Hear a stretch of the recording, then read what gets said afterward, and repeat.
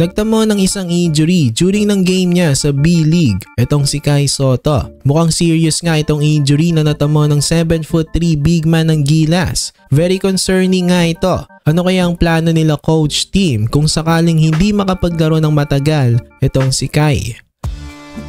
So kakasimula pa lang ng 2025, hindi nga agad magandang bumungad sa bagong taon para sa Gilas Pilipinas. Dahil ang kanilang 7'3" big man na si Kai Sotto ay mukhang nagsuffer ng isang major o serious injury during ng kanyang game sa B-League.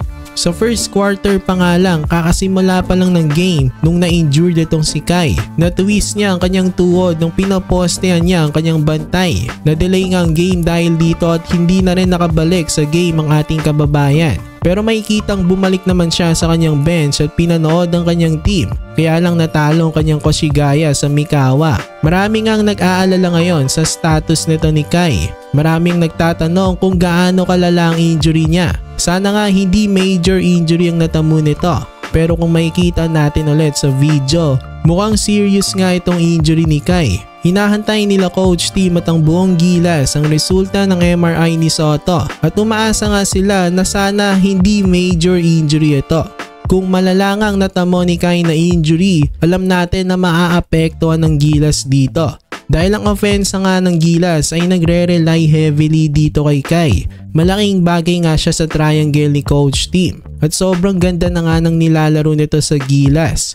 May laro pa naman na sila next month at mukhang hindi makakasama sa lineup ng Gilas si Kai sa next window ng FIBA Asia Cup qualifiers. Sayang kung ganoon kasi makakalaban ulit natin ng New Zealand. Maraming ang nag-aabang sa rematch na ito. Without Kai, kaya pa rin naman ng Gilas manalo dito. Pero alam natin ibang level ang Gilas kapag merong 7'3" na Kai Sotto. So naghahanda na nga si coach team sa possibility na mamintis ni Kai ang next window ng qualifiers. Ang mga bigs na aasahan niyang pumalit muna dito kay Kai ay itong sila Japet Aguilar, Mason Amos at AJ Edu.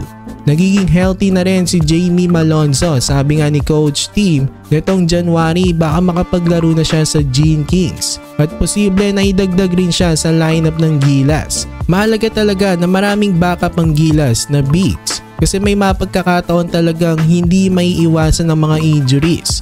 Kagaya nito na injured nga si Kai. Sana nga eligible talaga itong 6'10" ng UP Maroons na si Quentin Miliora Brown. Magandang addition din siya sa Gilas.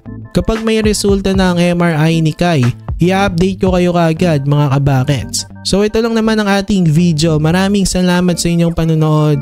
Please like, share, and subscribe.